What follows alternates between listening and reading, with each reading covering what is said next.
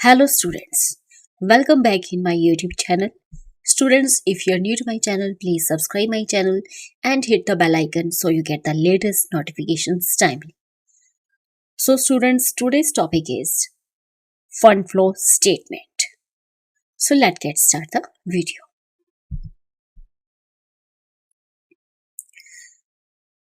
So chapter number 4 fund flow statement.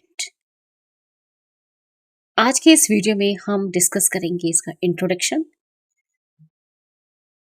तो students, हमने जब फाइनेंशियल अकाउंटिंग जब हम स्टडी करते हैं तो उसमें हम नॉर्मली दो तरह की स्टेटमेंट्स स्टडी करते हैं। One is balance sheet and the other is profit and loss account और इनकम स्टेटमेंट। तो ये दोनों ही स्टेटमेंट्स जो हैं बिजनेस में होने वाली डिफरेंट टाइप्स की जो ट्रांजैक्शंस हैं ओवरऑल उनका जो है वो नेट इफेक्ट रिप्रेजेंट करती है। बैलेंस शीट जो हम अपनी कंपनीज में बनाते हैं तो वो रिप्रेजेंट करती है हमारी कंपनी की एसेट्स एंड लायबिलिटीज एक पर्टिकुलर टाइम की, एक पर्टिकुलर ईयर की रिप्रेजेंट करती है कि पर्टिकुलर ईयर में हमारे पास कितनी एसेट्स थी, कितनी लायबिलिटीज थी। तो बैलेंस शीट जो है ओवरऑल किसी भी कंपनी के फाइनेंशियल स्टेटस को रिप्रेजेंट करती है। सेम उसी तरह से हमारी जो प्रॉफिट एंड लॉस अकाउंट है वो रिप्रेजेंट करता है कि हमारे जो भी कंपनी के बिजनेस ऑपरेशंस हुए हैं एक पर्टिकुलर टाइम के दौरान, एक पर्टिकुलर ईयर में हमारे कैसे कैसे बिजनेस ऑपरेशंस हुए हैं।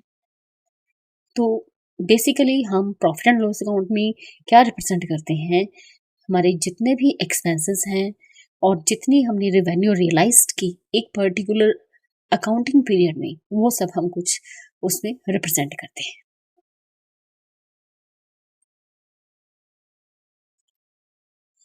तो स्टूडेंट्स, दो statements balance sheet and profit and loss account जो भी हम प्रिपेयर करते हैं अपनी कंपनीज में, ये किसी भी तरह की कोजेस को रिप्रेजेंट नहीं करती। Means it does not disclose the causes for changes in the assets and liabilities between two different points of time. तो आपने देखा होगा हमारे बिजनेस में हमारी जो एसेट्स होती हैं कभी वो इंक्रीज होती हैं, कभी वो डिक्रीज होती हैं। हमारी जो लायबिलिटीज हैं कभी वो इंक्रीज होती हैं, कभी डिक्रीज होती हैं। तो इसके पीछे रीजन क्या है, कॉज क्या है, वो हमें बैलेंस शीट और प्रॉफिट एंड लॉस से नहीं पता लगता।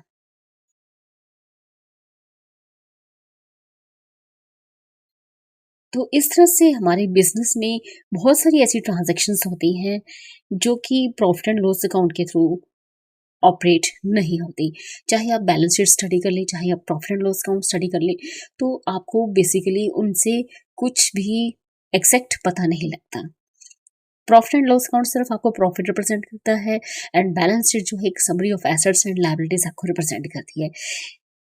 अगर कोई एसेट्स हमारी इंक्रीज हो रही है या हमारी कोई लायबिलिटी डिक्रीज हो रही है या इंक्रीज हो रही है तो उसके पीछे बेसिकली क्या रीजन है, तो दोनों ही स्टेटमेंट्स को देखकर हम इसका पता नहीं लगा सकते।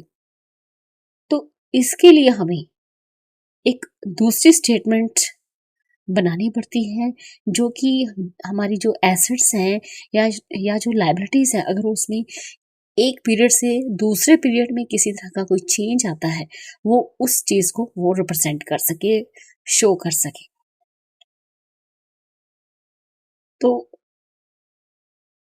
The statement is called a statement of changes in financial position और फंड फ्लो स्टेटमेंट। तो इसके लिए हमें another statement has to be prepared to show the changes in the assets and liabilities from the end of one period of time to the end of another period of time. तो इसके लिए हमें अपनी business में एक दूसरी statement बनानी पड़ती है जो कि हमारी एसेट्स में जो भी चेंज आ रहा है, हमारी लायबिलिटीज में जो भी चेंज आ रहा है, चाहे वो इंक्रीज हो रहा है चाहे डिक्रीज हो रहा है, एक साल से दूसरे साल के अंदर कितना भी चेंज आ रहा है वो उसको रिप्रेजेंट करती है। तो इस स्टेटमेंट को हम कहते हैं फंड फ्लो स्टेटमेंट और statement of changes in financial position. तो ये होती है हमारी fund flow statement. Next, fund flow statement.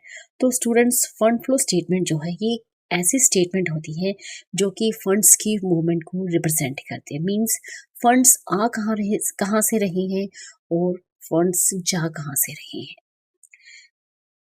Fund flow statement जो है किसी भी बिजनेस अंडरटेकिंग की फाइनेंशियल ऑपरेशंस, जो भी उनकी फाइनेंशियल ऑपरेशंस होती हैं, जो भी उनकी ट्रांजैक्शंस हुई हैं in the form of money, उसकी रिपोर्ट को प्रेजेंट करती हैं। हमारी फंड फ्लो स्टेटमेंट जो है रिप्रेजेंट करती है वेरियस मीन्स, कौन कौन से ऐसे तरीके हैं जिससे कि हमने फंड्स को ऑब्टेन किया हुआ है अपने बिजनेस में और एक पर्टिकुलर ईयर में, और कौन से ऐसे वेज हैं जिससे हमने उन फंड्स को कहीं ना कहीं पे एम्प्लॉय किया है, यूज किया है।